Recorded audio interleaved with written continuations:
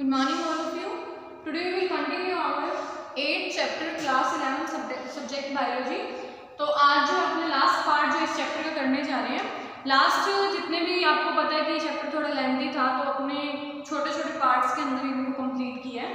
तो बच्चों आज जो है इसका लास्ट पार्ट है, आज ये चैप्टर कंप्लीट हो जाएगा, फिर अपने नेक्स्ट चैप्टर स्टार्ट करेंगे। सो कल के लेक्चर के बारे में थोड़ा रिकॉल कर लिया आपने? हाँ जी, तो कल क्या है जो मैंने न्यूक्लियस जो अपने पढ़ रहे थे उसके बारे में कुछ पॉइंट्स आपको बताए थे, पर फिर आज वो पॉइंट्स अपने दोबारा देखेंगे थोड़े बहुत। उससे पहले अपनों ने कौन सा टॉपिक किया था अपना? उससे पहले न्यूक्लियस से पहले अपनों ने सेंट्रोसोम, सीलिया, फ्लैजिला तो पहले वाले टॉपिक में कंप्लीट कर लिया था। सेंट्रोसोम और सेंट्रोसोम्स के बारे में अपनों ने कंप्लीट किया था लास्ट चैप्टर में। तो लास्ट चैप्टर में सेंट्रोसोम से अपनों ने क्या देखा था? सेंट्रियोल्स एक यूनिट होती हैं जिनसे मिलकर सेंट्रोसोम बनता है। उसके स्ट्रक्चर के बारे में देखा था कि कुछ ये एक दूसरे के ऊपर इस टाइप से अरेंज होते हैं, किस शेप में? ये एक दूसरे के साथ में ऐसे अरेंज होते हैं, परपेंडिकुलरली 90 डिग्री का एंगल बनाते हैं और कैसी शेप बनाते हैं? कार्ट व्हील टाइप की शेप, यानी कि पहिए जैसे स्ट्रक्चर बना लेते हैं और एक दूसरे को आपस में जो सेंट्रियोल्स होती है वो सेंट्रोसोम बनाती है। इसके फिर अपना कुछ पॉइंट्स देखे थे, जैसे इसके फंक्शंस, स्ट्रक्चर, ठीक है, और कई पॉइंट्स थे जो अपनों ने इसके अंदर कंसीडर किए थे। आज अपना स्टार्ट करते हैं न्यूक्लियस के बारे में। सो बेसिकली न्यूक्लियस जो है, न्यूक्लियस के अंदर देखो आपको पता है कि कई बार आपने इस चीज के बारे में सुना है, यानी कि सेंटर के अंदर एक मटेरियल होता है जिसको अपने क्या बोल देते हैं? न्यूक्लियस। क्या बोल देते हैं?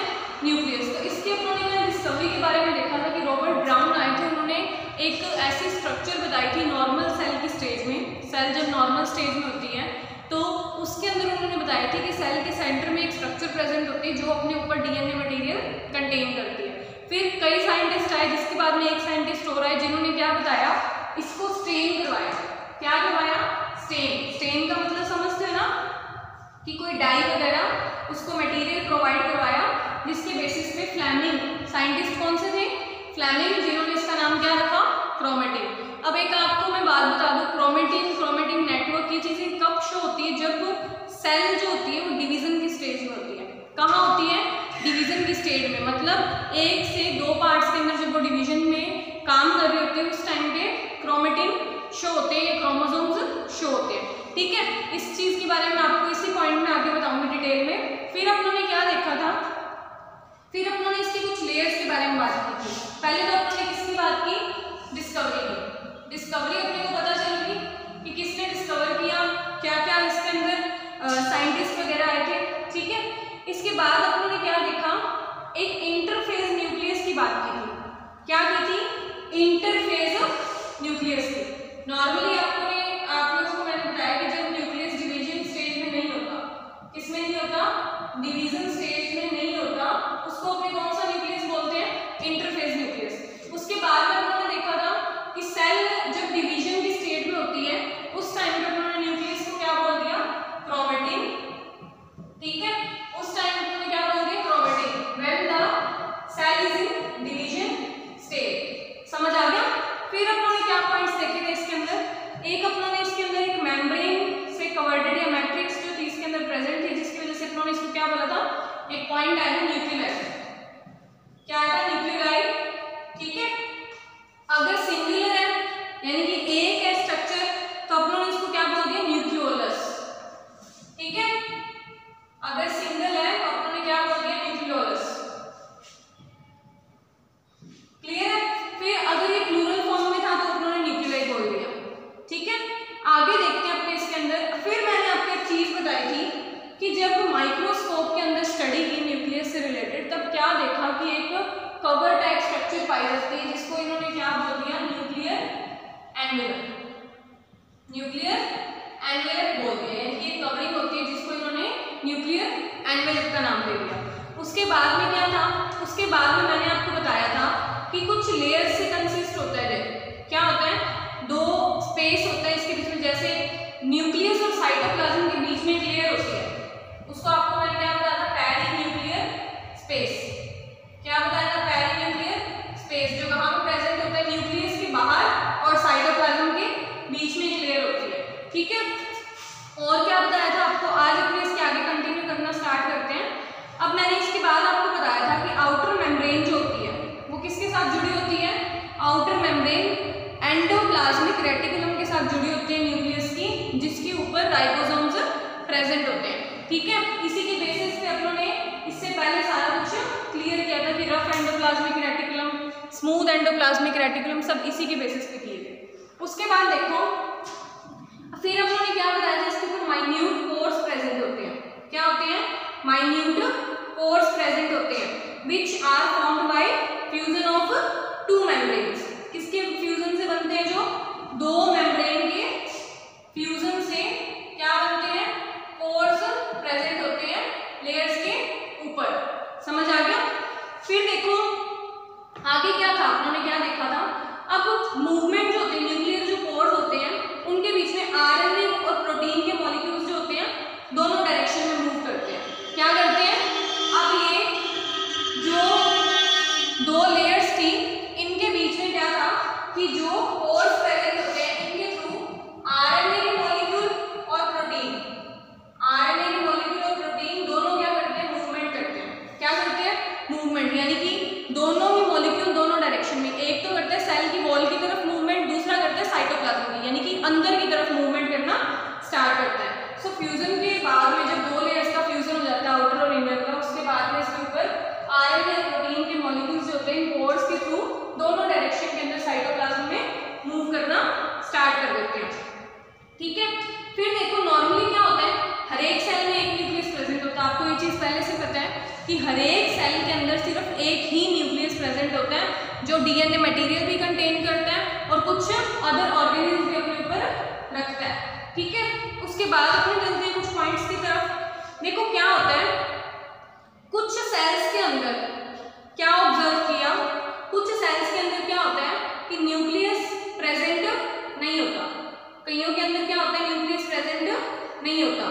अब कई बार ये भी होता है कि न्यूक्लियस जो होता है कई में सेल में नंबर में वैरी करता है, यानी कि 1 से 2, 2 से, कई बार हो सकता है किसी में 1 हो। मोस्टली सेल्स के अंदर तो एक न्यूक्लियस होता है, पर कई कंडीशंस के अंदर 1 से ज्यादा भी मिल जाते हैं।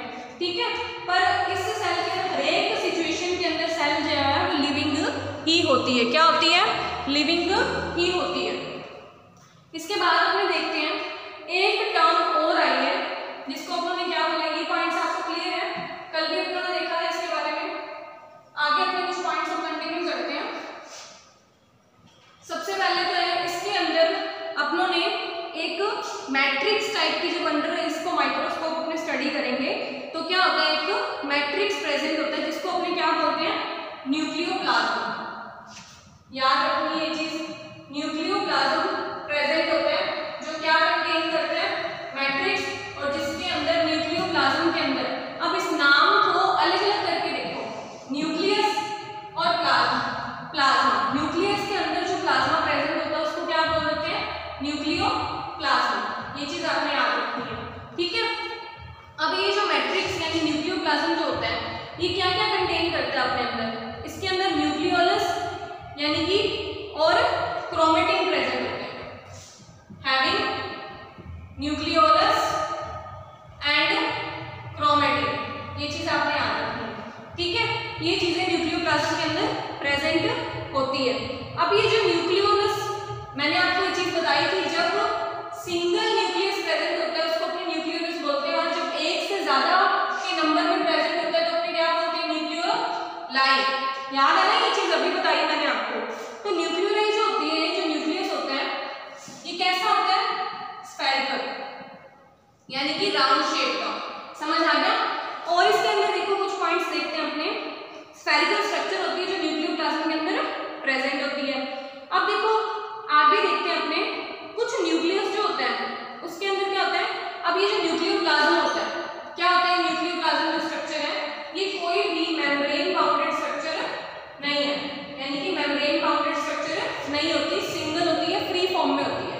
ये चीज आपने याद रखनी है। और देखो इसके अंदर क्या होता है, न्यूक्लियोप्लाज्म के बाद में इसके अंदर एक साइट होती है जो आरएनए सिंथेसाइज करती है। क्या होती है? क्या करती है वो?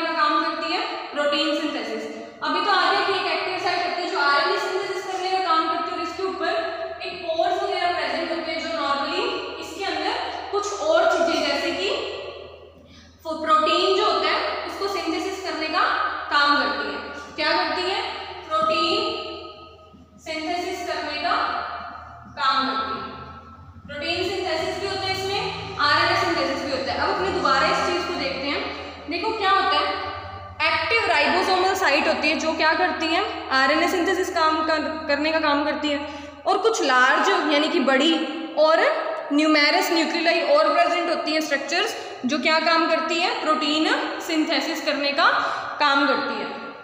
आगे देखो कुछ पॉइंट्स अब इसके अंदर मैं आपको और बताती हूँ, ये चीजें आपको क्लियर होगी, इसके बाद अपने आगे चलते हैं। आपको मैंने एक इंटरफेज न्यूक्लियस के बारे में बताया, ये चीजें मैं इरेज कर देती हूँ, नोट कर लेना, साथ साथ नोट्स बना लो अपने, तो पता ही आपको साथ साथ मैं पॉइंट्स लिखती हूँ या डायरेक्ट अपनी नोटबुक में नोट कर लिया करो।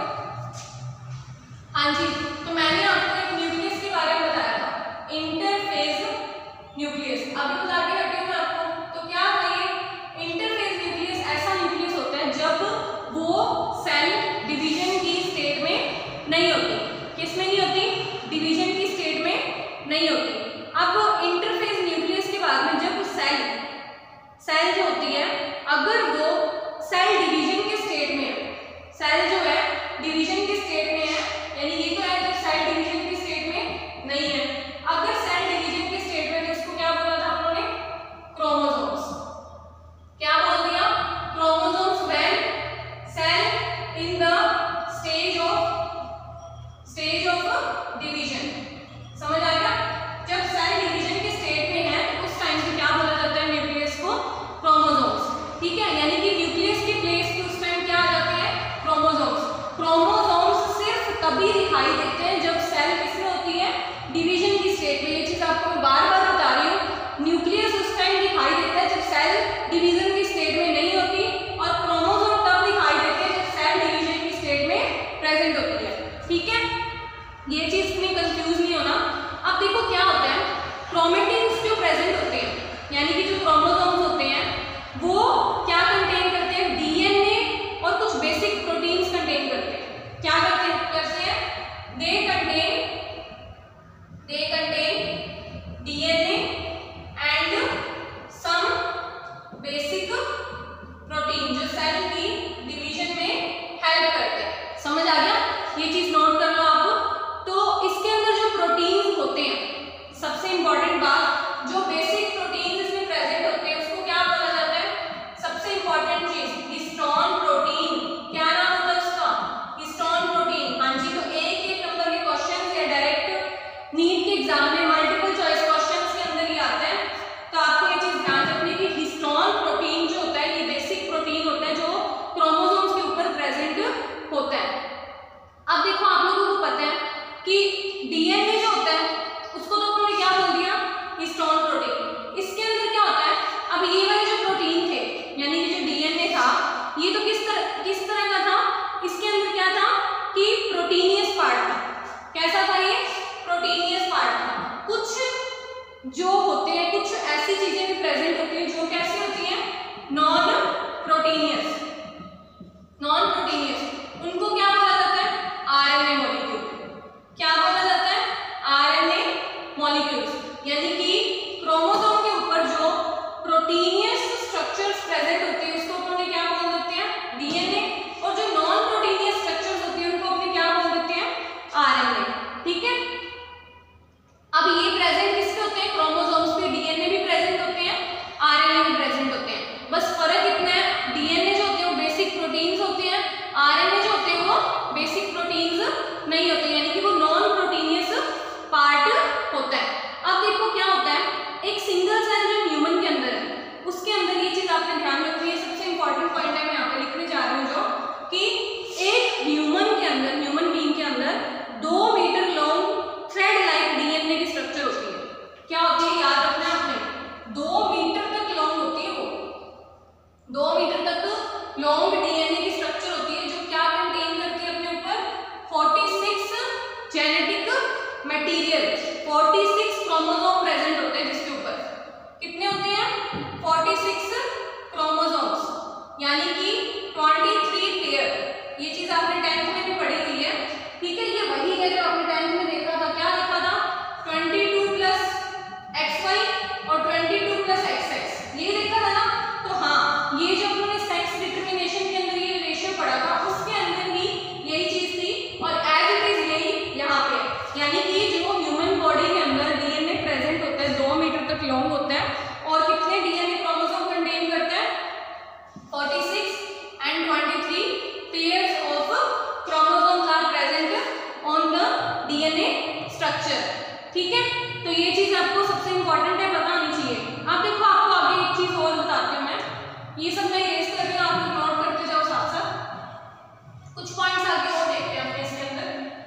बेसिकली न्यूक्लियस जो है काफी इंपॉर्टेंट ऑर्गेनल स्ट्रक्चर जो होती है प्रेजेंट होती है, इस वजह से इसकी काफी डिटेल में अपने को स्टडी करनी पड़ती है।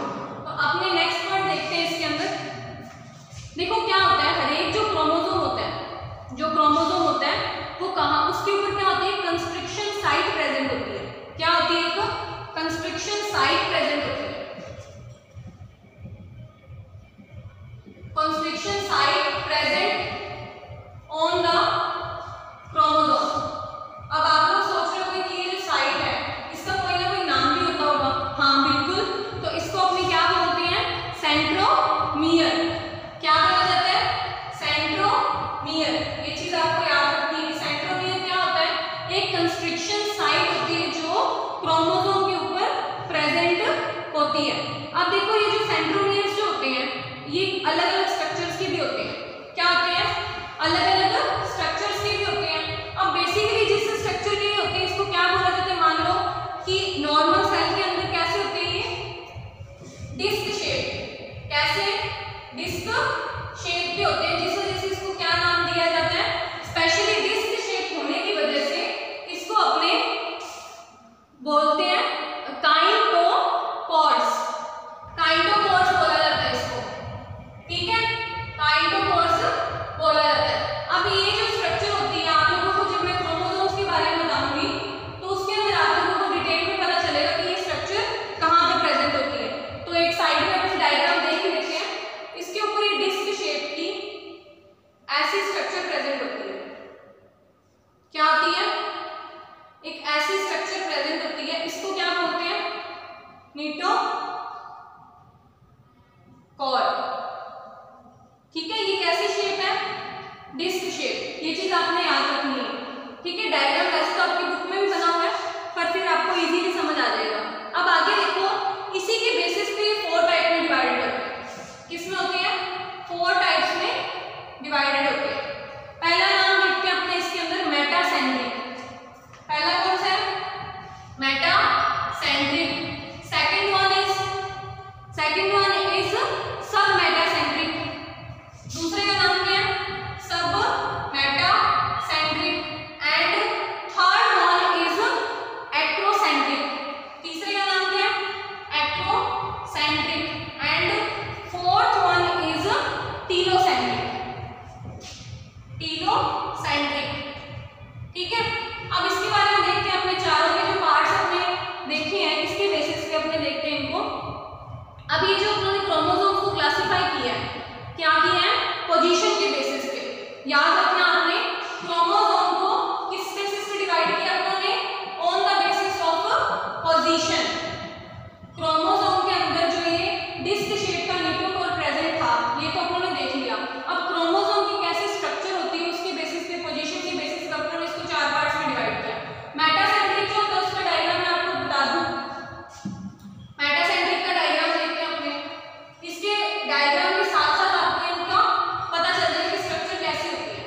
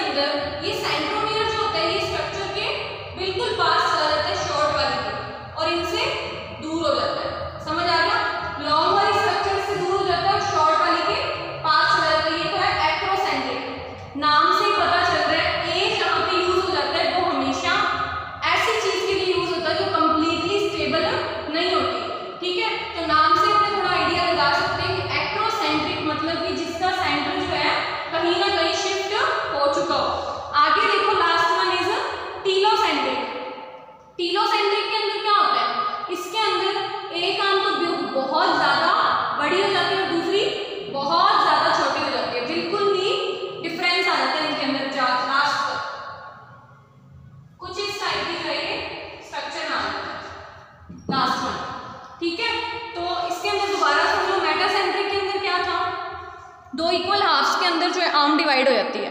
किस में हो जाती है? दो इक्वल हाफ्स में आर्म डिवाइड हो जाती है। और सब मेटासेंट्रिक के अंदर सेंट्रोसोम जो होता है वो मिडल से दो शॉर्टर में और एक लॉन्ग आर्म में डिवाइड हो जाता है। फिर एक्रोसेंट्रिक था, इसके अंदर क्रोमोसोम जो होते हैं बिल्कुल क्लोज हो जाते हैं एंड पे, ठीक है। और टीलोसेंट्रिक के अंदर टर्मिनल सेंट्रोसोम हो जाता है, यानी कि सेंट्रोसोम बिल्कुल टर्मिनल पोर्शन में चला जाता है। इसके बाद अपने जो है कुछ क्रोमोसोम्स जो होते हैं वो स्टेन नहीं किए जाते। क्या नहीं किए जाते? स्टेन्स नहीं किए जाते, यानी कि उसकी कोई भी लोकेशन कांस्टेंट नहीं होती। आगे देखो जो इसके फ्रेगमेंट्स होते हैं, अपीयरेंस जो होती है इसकी फ्रेगमेंट्स में पता चलती है, जिसको अपने सैटेलाइट बोलते हैं। क्या बोलते हैं? सैटेलाइट। कुछ ये चीज़ दोबारा सुन लो, कुछ कई टाइम में क्या होता है, समटाइम्स में few chromosome have non staining secondary constriction constant location, यानी कि उसके अंदर कोई स्पेसिफिक स्टेनिंग के बाद में साइट पता नहीं चल पाती। इस तरीके की जो उसकी इसके बाद में जो उसके फ्रेगमेंट्स दिखाई देते हैं उसको सैटेलाइट बोला जाता है। लास्ट है माइक्रोबॉडीज, लास्ट टॉपिक है अपना माइक्रोबॉडीज के बारे में आपको मैं ऐसे बता देती हूँ। सो ये डायग्राम भी इरेज कर रहे हैं यहाँ पे। माइक्रोबॉडीज के बारे में सुन लो, ज्यादा नहीं है, थोड़ा सा ही है। लास्ट टॉपिक है आपका microbodies. Microbodies are minute vesicles which contain various enzymes। क्या होती है ये?